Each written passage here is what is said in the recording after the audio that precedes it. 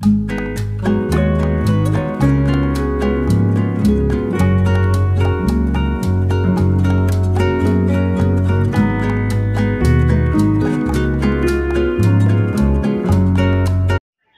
Hello सर्वांना माझा नमस्कार. तर रात्रीच बलून आणून ठेवलेला होता आणि एक दोन जे काही पेपर्स लागणार होते जसं की पिंक, ग्रीन आणि एक व्हाईट कलरचे असे पेपर कलरचे शीटही आणून ठेवले, कारण अक्षूचं स्कूलमध्ये फ्रूट डे सेलिब्रेशन होता आणि त्यासाठी तिला ड्रॅगन फ्रूट बनवून जायचं होतं. तर जेव्हा त्यांनी बलून आणलेला ना, तर हा बलून खूप मोठा होता, हेवी होता, म्हणजे जाड होता असा. तर साधारण 50 रुपयाचा एकच बलून होता हा. तर मी तो बलून बघून म्हटलं हे काय बनवणार आहे काय, म्हणजे डोक्यात असं काही विचारही आला नाही की याचं कसं ड्रॅगन फ्रूट बनवलं जाईल, कारण बलून हा तर त्याला थोडा काटा जरी टोचला तर तो फुटून जातो, हाच डोक्यात विचार होता. तर कसं बनवणार, तर ते त्यांचं प्लॅनिंग चालू होतं आणि हे सगळं तयारी अक्षूच्या पप्पाने केली, कारण त्यांना ह्या अशा गोष्टींमध्ये खूप इंटरेस्ट आहे. तर त्यांनी मग साधारण म्हणजे तिचं मेजरमेंट घेतलं, जे की डोकं कोणत्या साईजचं असेल, थोडंसं त्यापेक्षा थोडी मोठी साईज, आणि हात कुठून घालायचे म्हणजे बाहेर त्या बलूनच्या ह्याच्यातून कसे बाहेर येतील हे बघत होते. तर म्हटलं हे सगळं ह्याच्यावरती डेकोरेशन करून कसं करणार. तर त्यांनी मग इथे पेपर जेवढे घरात पेपर होते तेवढे सगळे पेपर्स केले, गोळा केले, त्याचे बारीक बारीक तुकडे केले आणि सगळं जे काही ग्लू आणलेला होता तर त्याच्यामध्ये थोडंसं पाणी प्लस ग्लू असा मिक्स करून मग त्या ब्रशने पूर्ण बलूनला ते पेपर चिटकवले. तर तुकड्यांमध्ये चिटकवले, कारण काय होतं की पेपर हा अख्खा जर चिटकवला ना तर व्यवस्थित तो चिटकवला जाणार नाही आणि तो पकडणार पण नाही एकमेकांना व्यवस्थित. तर मुळात मला याची काळजी होती की बलून जर फुटला तर याचा काहीच उपयोग होणार नाही, आणि खरं तर आम्हाला हे रात्रीपासूनच टेन्शन होतं की बलून जर व्यवस्थित राहिला रात्रभर तर मग आपलं जे काही पुढचं प्लॅनिंग आहे ते व्यवस्थित होईल, असंच विचार चालू होता. आणि रात्रभर मग पूर्ण आम्ही ते पेपरला सगळं ग्लू लावून त्या बलूनला चिटकवलेला.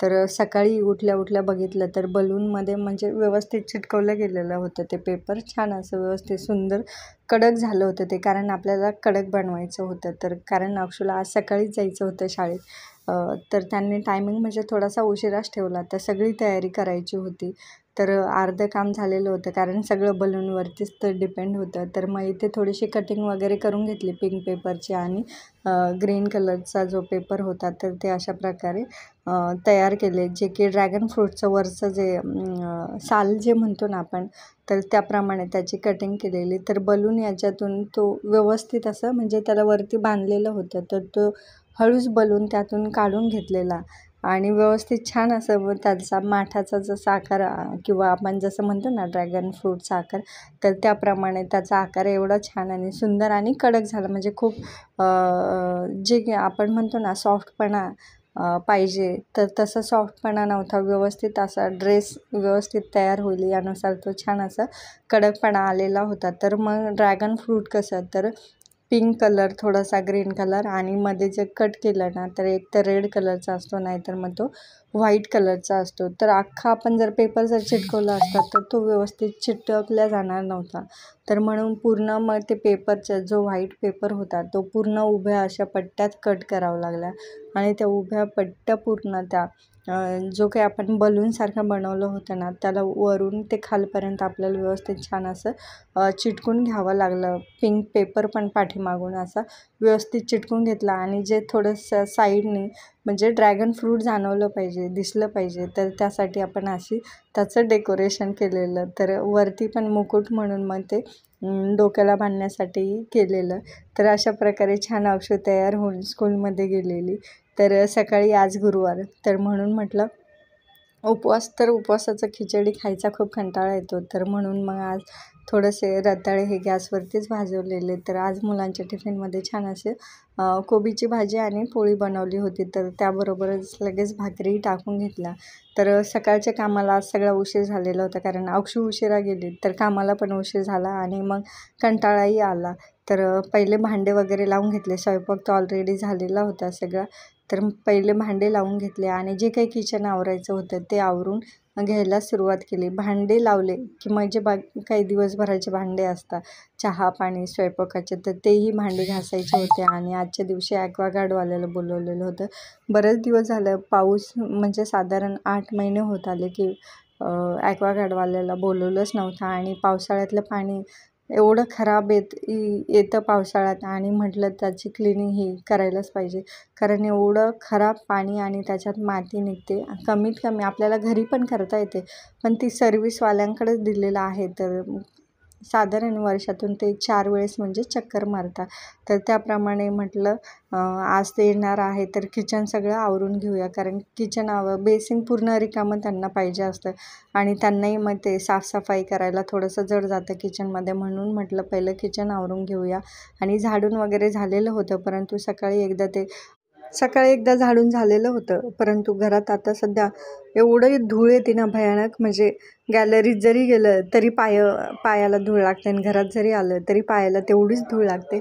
तर सारखं सध्या आता झाडू मारावा लागतो आहे. आणि सकाळी अक्षूचं जे ड्रॅगन फ्रूट बनवत होते ना, तर त्यावेळेस एवढा कचरा तर झालेलाच, परंतु जे काही फेविकॉल होता ना, तर तो थोडा फरशीवर, थोडासा टिपायवरती असा सांडला गेलेला. कारण माणूस घाई गडबडीत, कारण सकाळी बनवायचं होतं आणि घाई झालेली, तर या धावपळीमध्ये थोडंसं ते सांडलवण झालेली. तर तेही आज फरशी पूर्ण घासावंच लागणार होती, कारण फेविकॉल सांडलेला, आणि त्याच्यावरती थोडेसे पेपरचे तुकडे आणि धूळ पण त्याच्यावर जाऊन बसली. तर ते एकदमच कडक झालं आणि झाडूनही निघणं शक्य नव्हतं. पण एकदा झाडू मारून घेतला, थोडीशी धूळ काढून घेतली, आणि भांडे घासायची जी घासणी होती ना, तर त्याला साबण लावला आणि खसखस डायरेक्ट ते घासूनच काढलं. थोडंसं भिजू दिलं, म्हणजे भिजल्यावर ते पटकन निघून गेलं. आणि फेविकॉल काय होतं, कारण हॉलमध्येच येते, कुणीही आलं गेलं तर चांगलं वाटत नाही, आणि आपल्याही पायाला ते सारखं टोचल्यासारखं होतं. म्हणून म्हटलं मग ते आज पहिलं ते काम एक वाढवा झालेलं, तर त्याचं आपल्याला क्लिनिंग तर करणं गरजेचंच होतं. बघा तुम्हाला इथे दाखवते मी. ते ॲक्वागार्डवाले येऊन गेलेले होते, आणि मी त्याला ते एक ॲक्वागार्डचं चेंज करायला लावलं. म्हणजे साधारण वर्षातून ते 2दाच चेंज करतात, परंतु एक एक्स्ट्राचं फिल्टर मी खाली लावलेले, आणि त्याच्यावरती अजून जे एक एक्स्ट्रा फिल्टर लावलेलं, म्हणजे असे 2 फिल्टर लावले. तरी पण त्या वरच्या फिल्टरमधून एवढ्या प्रमाणात माती निघते आणि खडे पण निघते अक्षरशः. म्हणजे बघा, आपण विचार केला तर आपण किती अशा गोष्टी राहताना माणसाकडे की आपण त्या गोष्टींकडे दुर्लक्ष करतो. जर खरंच फिल्टर जर बसवलं नसतं तर आपण त्या किती मोठ्या प्रमाणात आपण पाण्याबरोबर माती किंवा खडे आपल्या पोटात जातात. भले एक वेळेस खडे नाही जाणार, पण माती किती प्रमाणात आपल्या पोटात जात असेल खरं तर विचार केला तर. अक्षरशः म्हणजे त्या जे काही भांडं होतं ना, तर ते पिळलं ना, तर अक्षरशः त्याच्यातून एवढी घाण माती पडत होती. तर म्हणजे असं जे आपण म्हणतो ना, बाथरूमच्या समोर जे पाईपपुसणं असतं त्याचं जसं मळ निघतो ना, तर तसं त्याप्रमाणे खरं तरी ह्या फिल्टरच्या पाईपमधून एवढी घाण माती निघालेली. आणि ते बघून असं कसं तरी झालं. तर मी खरंच विचार केलेला की बाबा आपण एकतर शहराच्या ठिकाणी टाक्या बसवलेल्या असतात, आणि सगळीकडे कॉमन पाणी, एकच पाणी येतं, तर ते साठवणुकीचं पाणी राहतं, कितीतरी धूळ, कितीतरी दिवसाचं ते पाणी, आणि शक्यतो ह्या टाक्या 6-6 महिन्यात धुतल्या जात नाही. तर मोठ्या बिल्डिंगमध्ये तर 1-1 वर्ष टाक्या धुतल्या जात नाहीत. तर त्यासाठी खरं तर शक्यतो सगळ्यांनी, लहान मुलं घरात असतात, आणि आपणही आपल्या शरीराची काळजी घ्यावी. अक्षूचं ड्रॅगन फ्रूट मॅमला एवढं आवडलेलं की त्या बोलल्या की प्राईज जर असतं ना, ते हे तुम्हालाच मिळालेलं असतं. मुळात आपण हे सगळं काही प्राईजसाठी नाही करत आहे, एक प्रकारची मुलांची एक आठवणही होते, आणि मुलांना त्याविषयी आवड आणि उत्सुकता वाढते खरं तर. आणि विशेष म्हणजे हे काही असं नवीन काहीतरी केलं आणि ते प्रेझेंटेशन जेव्हा करतात त्यांचं, तेव्हा ते एक कॉन्फिडन्स वाढतो. यासाठीच सगळं.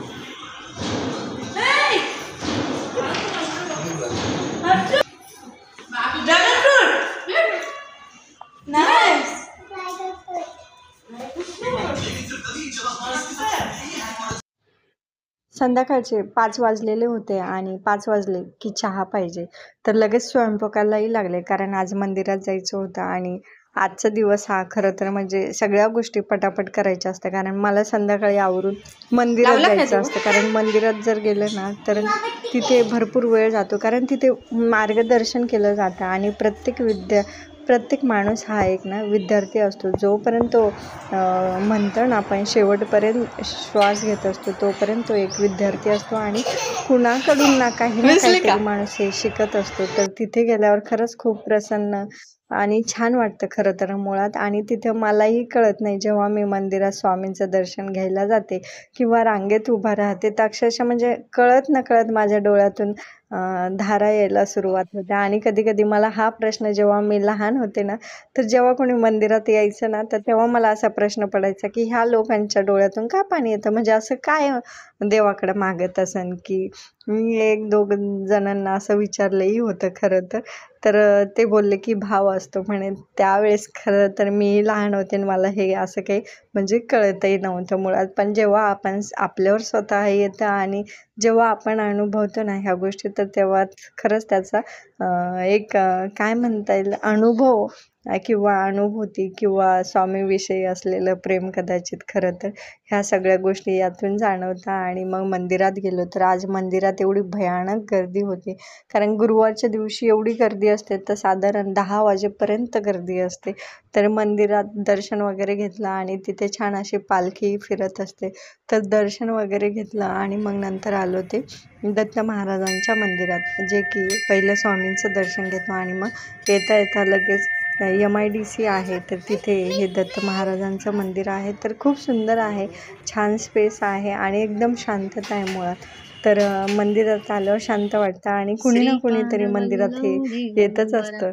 तर आता सध्या म्हणजे दत्त जयंती जवळच आलेली, तर तिथे एक पोस्टर लावलेलं होतं त्यांनी, की बाबा हे मूर्तीचं नवीन मूर्ती बसवणार आहे, तर ज्यांना कोणाला देणगी द्यायची असेल तर तुम्ही देऊ शकता. तर यांनी सहज अशी चौकशी केली, तर त्यांनी म्हणजे मार्बलची मूर्ती ही म्हणजे सिलेक्ट केलेली आहे, चॉईस वगैरे झालं आहे त्यांचं. तर साधारण ती 1.5 लाखाची फक्त मूर्ती आहे. तर त्यांनी आम्हाला याचं आमंत्रणही दिलं, की 30 तारखेला मूर्ती ही बसवणार आहे, तर तुम्ही त्या दिवशी या. तर मग खरंच मला ह्या गोष्टीचा आनंद झाला, की आपल्याला कुणीतरी इन्व्हिटेशन देतं आणि हे सगळं ना स्वामींच्या कृपेने आणि दत्त महाराजांच्याच कृपेने होतं. कारण माणूस कोणतीही गोष्ट ही आपण स्वतः घडून आणत नाही, ती स्वामी आणि देवच घडून आणतात आणि हे त्यांच्या इच्छेनुसारच होत असतात. तर घरी आलो तर स्वयंपाक सगळा ऑलरेडी मी तयार करून ठेवलेला होता. तर आजचा नैवेद्य हा वरण भात आणि फरसबीची भाजी बनवली होती आणि चपाती. तर एवढं साधा आणि सोपा आजचा नैवेद्य होता. तर आजचा व्हिडिओ आवडला असेल तर नक्की लाईक करा.